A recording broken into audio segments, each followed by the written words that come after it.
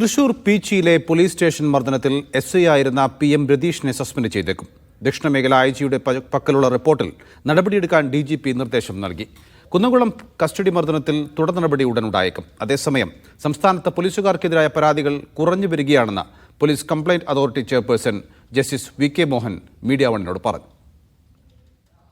സംസ്ഥാനത്ത് വിവിധ സ്റ്റേഷനുകളിലെ ഉദ്യോഗസ്ഥർ പരാതിക്കാരെ മർദ്ദിക്കുന്ന ദൃശ്യങ്ങൾ പുറത്തു വരുമ്പോഴാണ് പരാതി കുറവാണെന്ന വാദവുമായി പോലീസ് കംപ്ലയിന്റ് അതോറിറ്റി ചെയർമാൻ രംഗത്ത് വന്നത്.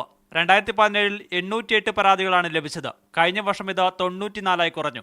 ഈ വർഷം ഇതുവരെ 45 പരാതികൾ മാത്രമാണ് ലഭിച്ചിട്ടുള്ളതെന്നും ജസ്റ്റിസ് VK മോഹനൻ വ്യക്തമാക്കുന്നു. അതോറിറ്റിക്ക് ശുപാർശ നൽകാൻ മാത്രമേ സാധിക്കുകയുള്ളൂ എന്നും ജസ്റ്റിസ് VK മോഹനൻ പറഞ്ഞു. ഇപ്പം നമ്മൾ ഹൈക്കോടതിയാണെങ്കിലും മറ്റു കോടതിയാണെങ്കിലും ചിലപ്പം ഒരു ഉത്തരവ് നടപ്പാക്കിയില്ലെങ്കിൽ കണ്ടംപ്റ്റ് എടുക്കാം, അല്ലെങ്കിൽ എക്സിക്യൂഷൻ നടപടിയിലേക്ക് പോകാം. ഇവിടെ അങ്ങനെ നിയമമില്ല. ഹോട്ടലിലെ സംഘർഷവുമായി ബന്ധപ്പെട്ട് മർദ്ദനം നടത്തിയ PCSI രതീഷിനെതിരെയും നടപടിയുണ്ടാകും. ഉത്തരമേഖല IG റിപ്പോർട്ട് പരിശോധിച്ചു വരികയാണ്. അതേസമയം കുന്നംകുളം മർദ്ദനത്തിൽ സസ്പെൻഷനിലായ 4 പോലീസ് ഉദ്യോഗസ്ഥർക്കെതിരെ തുടർ നടപടി ആരംഭിച്ചിട്ടുണ്ട്. ഇവർക്ക് ഉടൻ നോട്ടീസ് നൽകും. വിശദീകരണം പരിശോധിച്ച ശേഷമാവും കൂടുതൽ അച്ചടക്ക നടപടി കാര്യത്തിൽ തീരുമാനമെടുക്കുക. ഉദ്യോഗസ്ഥരെ തരം താഴ്ത്താനോ സസ്പെൻഡ് ചെയ്യാനാണ് സാധ്യത. മീഡിയ 1 തിരുവനന്തപുരം.